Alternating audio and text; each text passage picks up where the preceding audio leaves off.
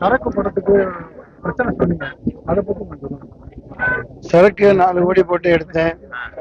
அதுல இவர்கள் ஆக்டோபஸ் மாதிரி ஆளுங்கட்சியினர் அவங்க ஆதிக்கம் அதிகமா இருக்கு. எனக்கு சரியான திரையரங்குகள் கிடைக்கல. நான் தம்பி உதயநிதி பல தடவை போய் பார்த்தேன். அது ஒரு கண்டென்ட், சரி ஓடிடியில் வெளியிடுவோம் அல்லது திரையரங்கு கிடைக்க செய்வோம். அவங்க யாருமே தொடர்பு கொள்ள முடியல. அதே மாதிரி ஓடிடிலையும் வெளியிட முடியல. அந்த நேரத்தில் கேப்டன் இறந்துட்டாங்க.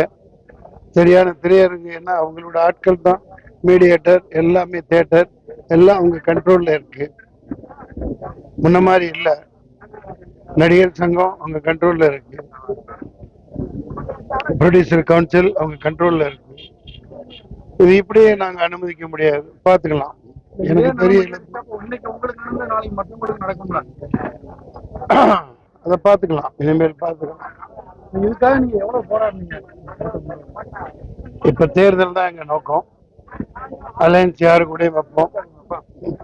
புறா வீடு தூது, காக்கை வீடு தூது, கழுகு வீடு தூது, எல்லா தூது விட்டுருக்கோம். பிள்ளையார் வாகனமாகிய எலி வீடு தூது, மயில் வாகன முருகன் பெருமானின் மயில் வாகன தூது, அப்புறம் யாருப்பா சிவபெருமான் நந்தியா, அந்த மாதிரி தூது விட்டுருக்கோம். நந்தி மாதிரி முன்னாடி நின்றுட்டு இருக்காங்க. வெறும் நம்ம யமன் வாகனமான எரும மாட்டை மட்டும் தூதா விடல, தூது போயிருக்காங்க. பல கதவுகள் திறக்க மாட்டேங்குது. நாங்க உடைப்போம், திறப்போம், இல்லாட்டி எங்க தாக்குதலை தொடங்குவோம். இது எளியவர்களுக்கான ஜனநாயகமா ஆக்குவோம். அதுதான் எங்க நோக்கம். முடிவு பண்ணிக்கிட்டு தான் இருக்கோம். பார்ப்போம்.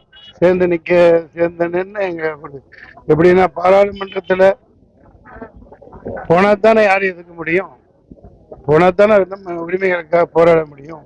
அது எங்க நோக்கமா இருக்கு. உங்களோட ஒத்துழைப்பு வேணும். ஒரு 5 இடம் தேர்ந்தெடுத்து வச்சிருக்கிறோம். 5 இடம் தேர்ந்தெடுத்து வச்சிருக்கிறோம். ஆரணியில நான் நிக்கலாம். மற்றபடி வேலூர், ராமநாதபுரம், இன்னும் 2 கால் இந்த மாதிரி சில சொல்லிக்கிட்டு இருக்காங்க. தோழர்கள் ஒரு 20,000 பேருக்கு மேல இருக்காங்க. ஆக்டிவிஸ்டா வேலை செய்யறவங்க. கொஞ்சம் தொண்டை சரியில்லை.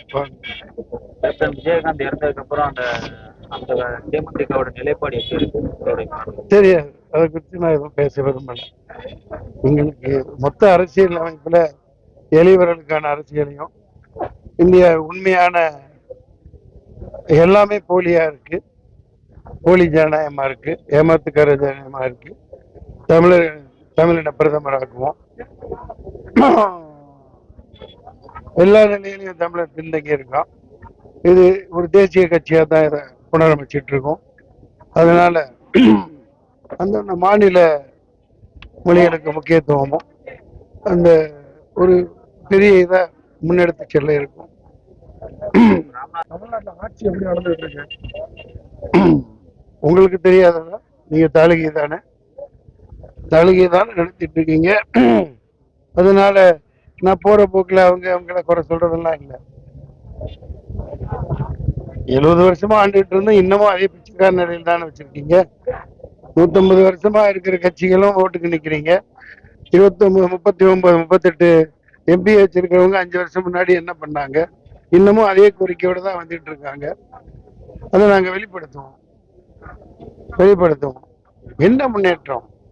கேவலமா தானே போயிட்டு இருக்கு. எல்லாமே மதுவுக்கு அடிமையாயிட்டு இருக்காங்க, போதைக்கு அடிமையாயிட்டு இருக்காங்களே. போதைப் பொருள் நிறைய கடத்தல், சினிமாக்காரங்க குற்றவாளி தான். அவன் எந்த காரணம் இருந்தா என்னை தூக்கி உள்ள போடு, கடுமையா தூக்கி தலையை விட்டு உலக நாடுகள் இருக்க சட்டம் மாதிரி கொண்டு வா, 2 பேரை வெட்டி போடு, மற்றவனா நடத்துவானா? இங்க வேலை வாய்ப்பு இல்லை. ஏன் திருடுறான்? ஏன் செயின் இருக்கிறான்? ஏன் செல்போன் திருடுறான்? ஒரு பழைய இந்த மொழி கலிப்பா ஆட்சியில் சொன்னாங்கல்ல, ஒருத்தர் திருடிட்டான், வந்த உடனே அந்த அந்த முதலாளி கொண்டு வந்து அவனுக்கு தண்டனை கொடுக்க வச்சாங்க. ஏன்னா நீ ஒழுங்கா சம்பளம் கொடுத்தா அவன் எதுக்கு திருட போறான்? அந்த கண்ணோட்டத்துல பாருங்க. யாருக்குமே வேலை இல்லை, அடுத்தவன் திருடித்தான் முளைக்கணும் அப்படின்னு இருக்கிறதுனால சூழ்நிலை வேலை வாய்ப்புகளை உருவாக்கி ஒரு அரசு சரியான முறையில இவன் பெரியார் கொள்கையை, அண்ணா கொள்கையை இவங்க கடைபிடிக்கல. அதைத்தான் இன்ன வரைக்கும் காட்டு கத்தி சொல்லிட்டு இருந்தேன். அண்ணாவின் உண்மையான கொள்கையை கடைபிடிச்சிருந்தா, சித்தாந்தத்தை கொண்டு போயிருந்தா, அண்ணா வாழ்ந்திருந்தா அவர் எளிமையா இருந்திருக்கணும். அவங்க குடும்பம் இன்னைக்கு 20 லட்சம் கோடிக்கு அதிபதியா எல்லா அவங்க சொத்து கார்பரேட் நிறுவனங்கள் இல்லாத நாடுகள் இல்லை. நாங்க இப்ப போட்டு தாளிப்போம், எல்லாம் வெளிப்படையா சொல்லுவோம். எவனா இருந்தாலும் சரி, டெல்லி ஆள்றவனா இருந்தாலும் சரி, எந்த இது ஆள்றவனா இருந்தாலும் சரி, பார்த்துக்குவோம்.